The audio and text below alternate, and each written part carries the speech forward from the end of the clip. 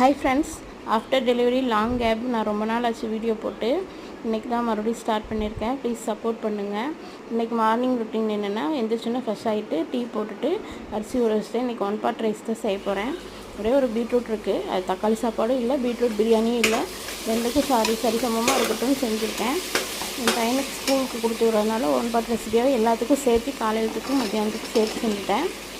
அதுக்கு பிரியாணி ஸ்பைசஸ்லாம் எண்ணெயில் போட்டுட்டு வெங்காயம், தக்காளி, இஞ்சி பூண்டு பேஸ்ட்டு, கொஞ்சம் புதினா, ஒரு பீட்ரூட்டு நல்லா நறுக்கி பொடியாக நறுக்கி சேர்த்துருக்கேன். இதெல்லாம் வதக்கிட்டு டைம் வேறு ஆயிடுச்சு, அதனால் சைட்லேயே அரிசியை கழுவி தண்ணி ஊற்றி கொதிக்க வச்சுட்டேன். அது கொதிக்கிறதுக்கு கேப்பில் இதை வதக்கிட்டேன். நம்ம அதே ரெண்டும் சேர்க்கணும், சீக்கிரம் விசில் வந்துருந்துட்டு.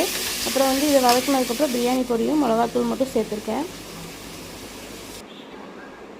சேர்த்து உப்புலாம் பார்த்துட்டு தேவையான அளவு தண்ணி ஊற்றி குக்கரை மூடி வச்சிட்டேன். அதுக்கப்புறம் 3 விசில் விட்டால் பிரியாணி ரெடி. சாப்பாடு நல்லா பொலன்னு சூப்பராக இருந்துச்சு.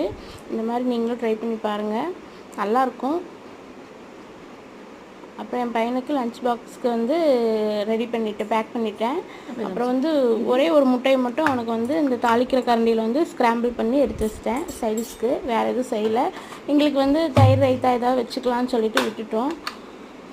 இந்த வாட்டர் பாட்டில், இந்த டிஃபன் பாக்ஸ் தான் வாங்கினோம். அப்புறம் ஸ்நாக்ஸுக்கு பனானா கேட்டான், அதனால் பனானா கட் பண்ணி கொடுத்தாச்சு. அப்புறம் கிளம்பிட்டான். என்னென்ன கொண்டு போகிற?